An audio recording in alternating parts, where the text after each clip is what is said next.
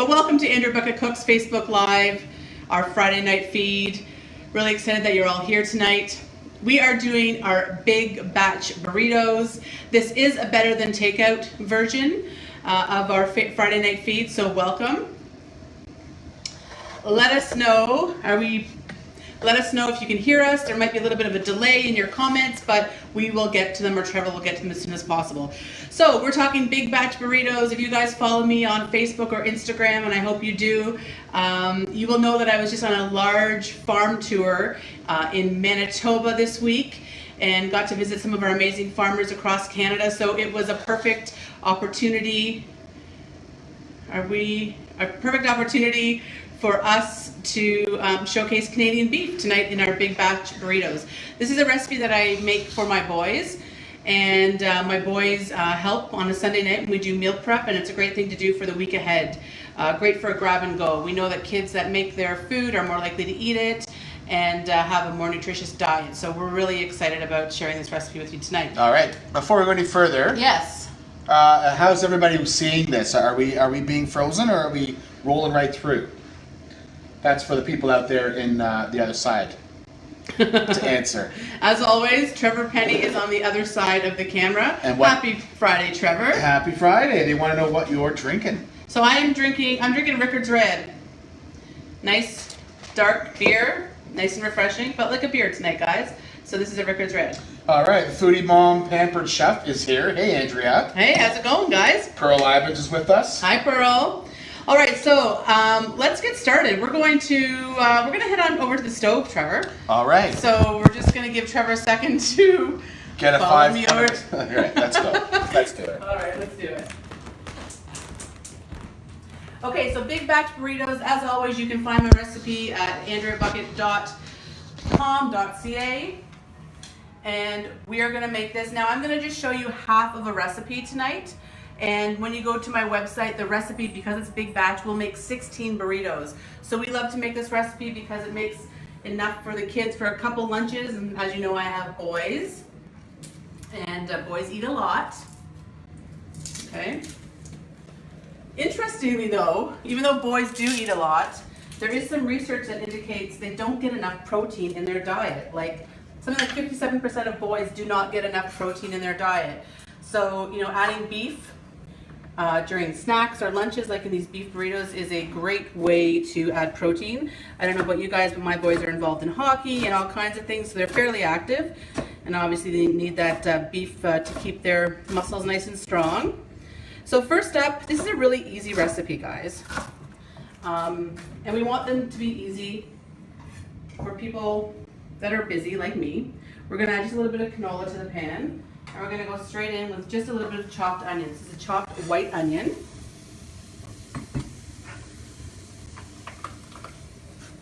And next up, we're going to chop some green pepper. Where are my green pepper lovers out there? Can you raise your hands? Can you let me know if you're a green pepper lover? If you are, is there a green pepper emoji you can give me? And if you're not a green pepper lover, give me a no, don't give me a thumbs down, because that wouldn't look good. Give me a red pepper. Give me something else. Give me another fruit or vegetable.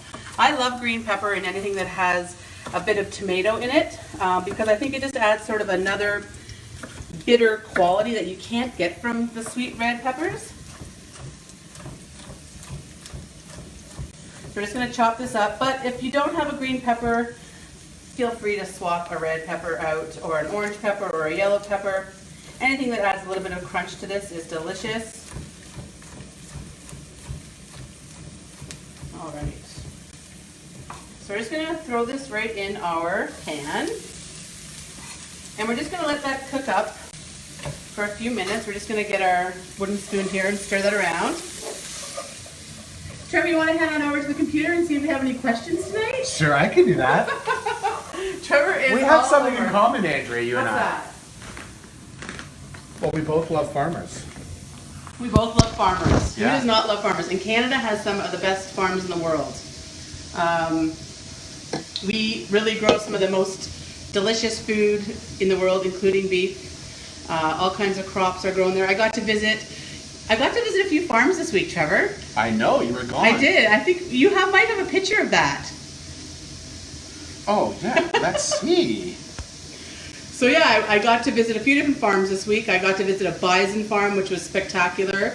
I got to drive a combine, so I've got to harvest a swath of canola. I hope I'm using the right lingo. A bee farm. Oh gosh, there were so many amazing things. A cattle farm. So I really got to visit some amazing, amazing places in Canada and talk to our farmers and really get to ask them some amazing questions. So that was a lot of fun. All right. So we have a few people with us. Julie Dunn is here. Hi, Julie. All right. Hello from Lisa Moorhead. Lisa, how's it going? Thanks for joining us. I mean, Lisa, you have a daughter. Does she like burritos? It seems like burritos are a real popular item. I personally love, love, love, love burritos. I think they're a quick way to get sort of everything you need in a little, package. Check this out. Christy Laverty is actually watching while she's shopping in the mall with her daughter. You must have some good data plans, Christy Laverty. All right, next up we're going to talk beef, obviously. We're using this ground beef in our beef burritos. I like to choose a lean ground beef, but if you like to go for an extra lean, that's fine. Typically for anything that I do with ground beef, that's a tomato, a pasta sauce, a chili, I sort of err on the side of lean. I don't like the extra lean or the extra lean. Is there an extra lean, Trevor? I don't know. I haven't seen it. All right, we're going to just pop our beef in there. And I like to buy this, I'll show you. I'll show you how I like to buy this.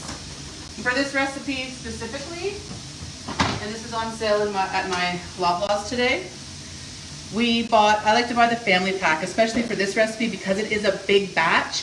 You want to go ahead and buy the family pack of ground beef and then make it all at once. And then you're going to do an assembly line and make these amazing Big Batch Burritos. All right, Cheryl Keene's with us. She says, Hey, hola. Hola. Yeah. Jennifer Vaughn loves farmers. Yes, Jenny Vaughn, who does not love a farmer? Who you know doesn't? What I'm saying? Okay, so Trevor, I'm going to get you to come back over here because I just want to show everybody what we're doing in our pan and what we're going to add. So we just have our heat over medium here, and we just want to start breaking up that ground beef with our fork or our spoon here. And then I'm going to add my spices. So you can obviously, if you're pressed for time or if you have a package of like taco or fajita seasoning in your cupboard, you can certainly throw that in. But because we're cooking from scratch, I like to just use my own sort of combination of herbs and spices. So when I think about burritos, ground beef burritos, I think about a little bit of oregano. And like I said, you can get this recipe at AndreaBucket.com. Chili powder, of course. We cannot have a burrito without our chili powder. And like I mentioned at the top of the video, we are only making the half recipe here tonight, so it cooks a little quicker for our Facebook Live. Cumin. Now cumin to me is the quintessential flavor that you need in a burrito or tacos or chili. It is in chili powder, but I find that I personally just need a little bit more to just give it a little more flavor. And then finally we're going to use some garlic powder. It's not very often that I use garlic powder, but I find in recipes like this, it works really, really well. So you're just going to mix that up, and you can see it's cooking quite quickly. You're just looking for that meat to brown and all those spices to sort of infuse the flavor of the beef. Awesome. Okay, next, last but not least, a little bit of salt. Perfect. Now, the next ingredients are up to you in terms of the type that you buy or how much you put in. Our family likes things a little bit on the spicy side, right, Trevor? You got it. So I am going to add some chopped pickled jalapeno. Now, pickled jalapenos aren't super hot, but for me in a recipe like this, you need a little bit of sort of acid or vinegar to really sort of bring all those flavors together. So I'm going to pop those in. And then next up, we're going to add some salsa. I prefer to use the jarred salsa for this, but if you have fresh salsa, you can certainly use that. And again, this is a spicy salsa. If your family perhaps doesn't like things as spicy, you can always add a mild salsa. So that all goes in, the heat gets turned down, and it gets cooked for about 15 or 20 minutes until all the liquid is evaporated. And that's it. It's like really easy. Trevor, let's head on over to the computer and see if anyone has questions or comments. Awesome. So that's gonna go right there. We're gonna leave that as is.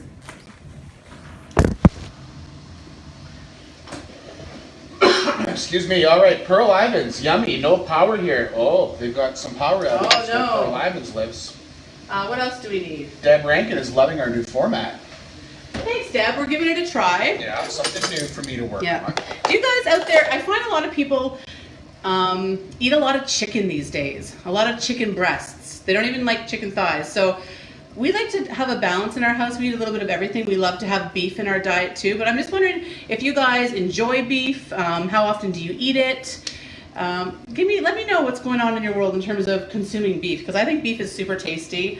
I love it in all its forms. Today I made a sous vide strip loin steak at the office. It was super delicious. But ground beef is so economical, especially when you're feeding boys, or feeding anybody for that matter, because my boys eat a lot. So, all right, let's do the toppings, Trevor. What do you guys like on your tacos? Trevor? Or Me? tacos or tacos? Cheese, Cheese. cream, sour cream. Something creamy like sour cream or yogurt. I prefer yogurt. Yogurt has a little bit more flavor to me. Now, Andrea, Yes. we have a question from Deb Rankin. Okay. Will the stuffed burritos freeze well?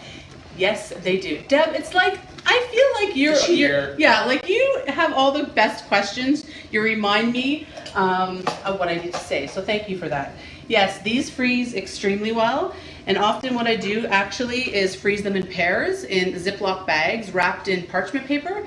And in the morning, the boys grab them, run out the door, and then they have something for lunch or even after school or before hockey. So really, really great thing to have. Okay, so I'm going to show you. Julie Dunham likes cilantro in hers. Oh, Julie Dunham. Where? Julie Dunham. I had cilantro out here. Cheryl enjoys black olives. Mmm. Does anyone see? Oh, here, there. The foodie mom likes avocado. Avocado. So I'm going to give you a tip in terms of how you want to store these. Okay, so I'm going to make a few for you so you see how I do it. I'm going to chop up some cilantro. Now for this, guys, I know a lot of people often will pick the cilantro leaves off the cilantro itself and then discard the stems. But really, you can use the whole herb here except for maybe the bottom root part, because it's all soft, it all has a ton of flavor. Especially in something like a burrito or a taco, or even if you wanted to make your own salsa. I mean, you could really zhuzh this up, guys. You can make yourself guacamole and a fresh pico de gallo. But again, we are doing Big Batch Burritos for the weekday, a quick meal prep. All right. And then I think I'm going to use some yogurt or sour cream if you have it.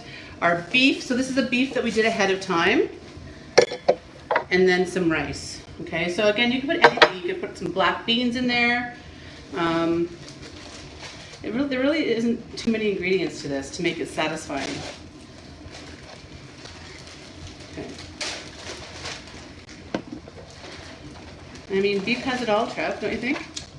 Protein, zinc, iron, all the good things. You can, if you want other recipes or if you want to learn more about beef, because I know a lot of people, like I said, sort of lean more towards poultry or chicken these days, you can head over to ThinkBeef.ca. They've got tons of great information and nutritional resources over there and recipes on how to use beef. You know, we all need a little inspiration from time to time. Okay, so this is how you assemble these guys. And really, I would really prefer to have some parchment paper, but I didn't check to see if we had it before we started. Fail, Trevor, fail. Okay, here we go. So we're going to take a little bit of rice, and it can be leftover rice, it can be brown rice, you could use quinoa here. And to be honest, my younger son's Stowe is the best burrito wrapper in the world. I'm not bad. Cameron's horrible. But Stowe's the guy to talk to.